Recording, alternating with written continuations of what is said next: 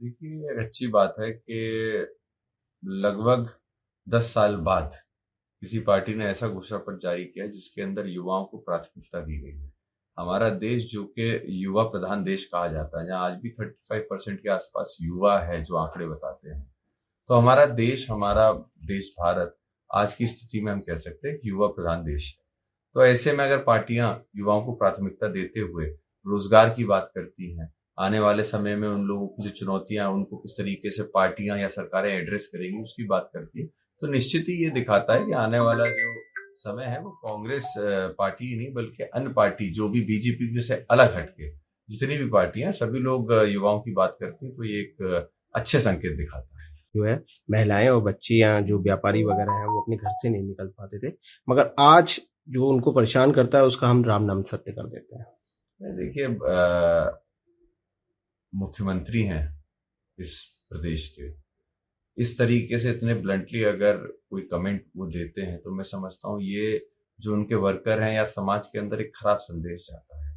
इस मैसेज को कई तरीके से आप ले सकते हैं। ये कहीं ना कहीं आने वाले समय में जो उपद्रवी हैं उनको भी मौका देता है, उनके जो हौसले हैं उनको बुलंद करता है। तो मैं समझता हूँ ऐसे बयानों से बचना चाहिए और प्रयास करना चाहिए कि सभी लोगों को लेके एक साथ चलें।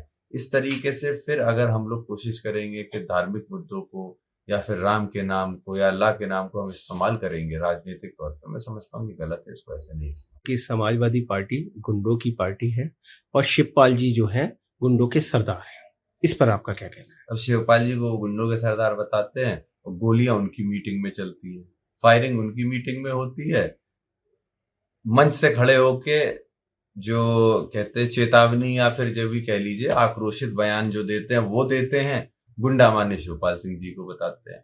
तो ये तो बड़ा हास्यास्पद बयान है, मैं तो समझ ही नहीं पाता ऐसा वो कैसे कर लेते हैं। एक तरफ बयान दे रहे हैं, पीछे अपने गोलियां चलवा रहे हैं और गुंडे को सरदार हमें बता देते हैं। उधर उनके जो भी पार्टी के नेतृत्व है वो राम नाम सत्य की बात करते हैं, गुंडे हम हो जाते हैं। उनके जो नेता हैं, अभी दुर्जय जी आए थे पीछे, उन्होंने किस तरीके से लोगों को डराया धमकाया, हमें बता देते हैं गुंडे। तो गुंडे तो हमें बताने वाली बात देखिए, वो कहने के लिए कुछ भी कह सकते हैं, लेकिन जनता देख रही है और खासकर बदायूं की जो जनता है वो देख रही है कि गुंडागर्दी अगर आज चरम सीमा पे, ये आंकड़े कहते हैं, ये कोई समाजवादी पार्टी नहीं कहती, ये जो उन्हीं की सरकारों द्वारा दिए गए आंकड़े हैं, ये वो आंकड़े खुद ही कहते हैं कि आज गुंडागर्दी चरम सीमा पे है, आज भ्रष्टाचार चरम सीमा पे है। तो मैं समझता हूँ जो मुद्दे हैं सरकार के, जनता के मुद्दे, उन मुद्दों के ऊपर बात होनी चाहिए। समाजवाद में कहा जा रहा है कि वोट देंगे तो ठीक है, नहीं तो हिसाब किताब किया जाएगा, उस पर आपका क्या कहना है? नहीं, एक बार अपने आप को मैं चाहूंगा, आपको बड़े विनम्रता से कह रहा हूँ, आप अपने आप को करेक्ट कर रहे हैं। उन्होंने ऐसा नहीं कहा कि वोट देंगे तो ठीक है, नहीं देंगे तो हिसाब किताब किया जाएगा। उन्होंने इस बयान को 25 सेकंड की वो क्लिप है जिसको लगातार चलाया जा रहा है, वो बयान का आगे का काट दिया गया है, पीछे का काट दिया गया है, उतनी क्लिप चलाई जा रही है। तो ये कहीं ना कहीं प्रायोजित क्लिप है, ये वायरल हो रही है। साथ ही में मैं ये कहूंगा कि इसको अगर पूरे बयान को आप सुनोगे तो पहले तो जिस जगह पे उस बयान को दिया गया, वहां से जनता ने जिस प्रतिनिधि को समाजवादी पार्टी के विधायक को जिता के विधानसभा में भेजा था, आज उसने अपनी नीतियों से, पार्टी की नीतियों से कॉम्प्रोमाइज करते हुए भारतीय जनता पार्टी को लालच लेते हुए वोट देने का काम किया था राज्यसभा में।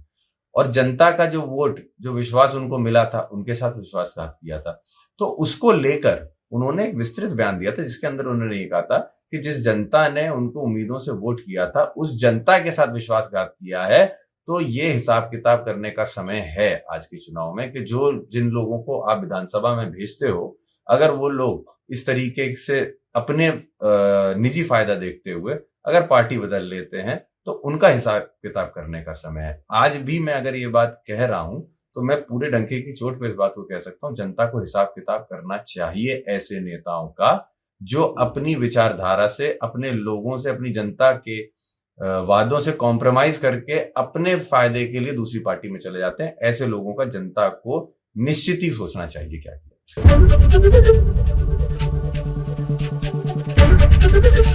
एबीपी गंगा, खबर आपकी, जुबान आपकी।